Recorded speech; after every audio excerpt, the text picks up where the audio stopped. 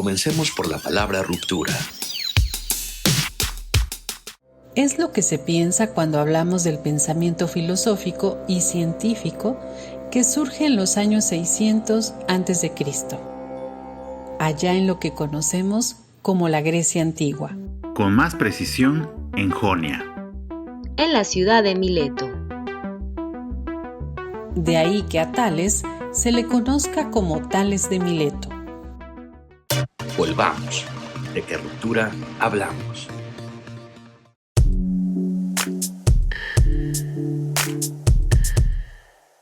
Exacto. Hablamos de este proceso. Esto que llamamos filosofía deviene de ese proceso. Para tenerlo claro, tengamos en cuenta lo siguiente. Por la televisión y por la red nos enteramos de las noticias. Una de esas noticias es la que nos habla del dominio de la ciencia en nuestras vidas. Y no es para menos. Su gran brazo, la tecnología, que día con día nos asombra,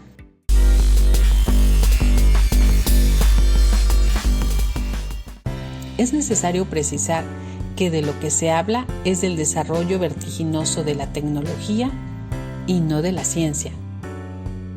Sin duda, la ciencia y la tecnología son unas herramientas imprescindibles para las sociedades de nuestro tiempo. Sin embargo, si esto fuera así, ¿por qué el dominio que ejerce la televisión o la red en nuestras formas de convivir no se rige o no está conforme a los criterios de la ciencia? Privan en ella intereses con los que aparecen o desaparecen asuntos que importan de la cosa pública. Este es el mito con el que la población vive. No es necesario remontarse a los griegos de la antigüedad allá por los años 600 a.C. para reconocer que el mentado proceso del mito a logos no es un asunto natural que por el hecho de haber ocurrido ya es patrimonio de los que poblamos la tierra. En este sentido, ¿cuánto nos esforzamos por hacer uso de logos para descubrir, develar, a la sella, decían los griegos de aquel entonces, los mitos de nuestro tiempo?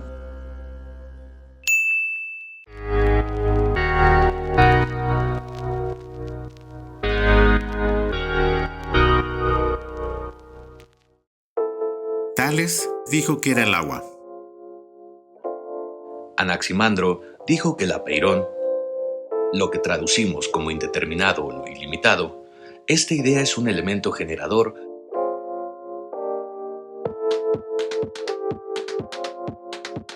La postura pitagórica nos hablará de lo limitado, del orden frente al caos, idea tan cara, tan apreciada por los griegos de la antigüedad. Y Anaxímenes, que era el aire.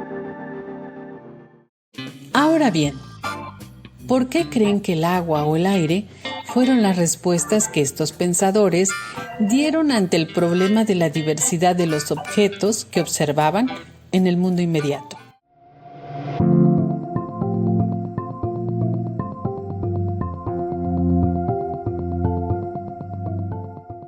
Otra pregunta es, si en las cosas que me rodean hallo como elemento constituyente el agua, ¿cuál es la pregunta a la que respondo?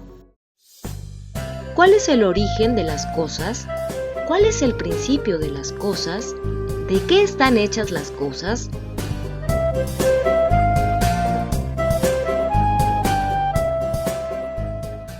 A mí no me queda claro lo del mito a logos. Vamos a ver, por primera vez se da un intento de explicación sobre las cosas del mundo inmediato, sin recurrir a los relatos fantasiosos o de los que ofrecen las religiones. Es decir, si había que hallar explicaciones, se partía desde el logos, una explicación de lo que ahora llamamos ciencia o filosofía.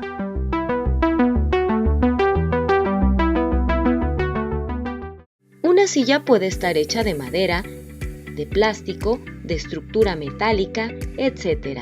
Sin embargo, lo que la determina es la forma a la que corresponde.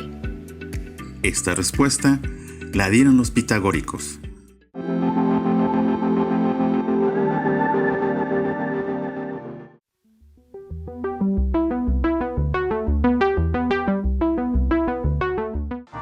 Porque no dicen que los pitagóricos fueron una escuela y un grupo religioso que dio importancia a las relaciones cuantitativas.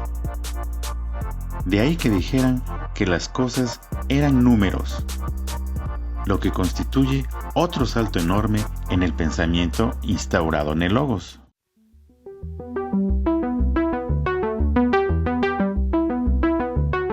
Porque es un cuento de nunca acabar y hemos tratado de privilegiar al Logos de manera que lo que sí importa es tener en cuenta lo siguiente. La aparición de un nuevo modo de pensar que procura usar la razón humana frente a las versiones que ofrecían los mitos. Que las primeras respuestas fueron materiales, y aquí ubicamos a los filósofos jonios.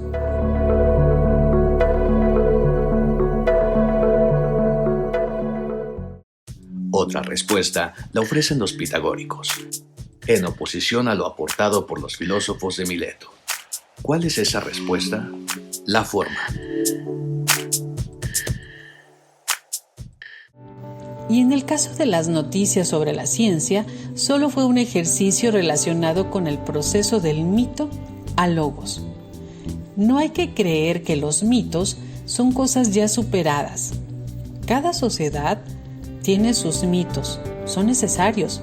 Sin embargo, es necesario también asemejarnos o apropiarnos de esta forma de pensar de los griegos de la antigüedad, es decir, hacer uso de la razón para desnudar, develar, mostrar o dar otra explicación de lo que o en lo que creemos.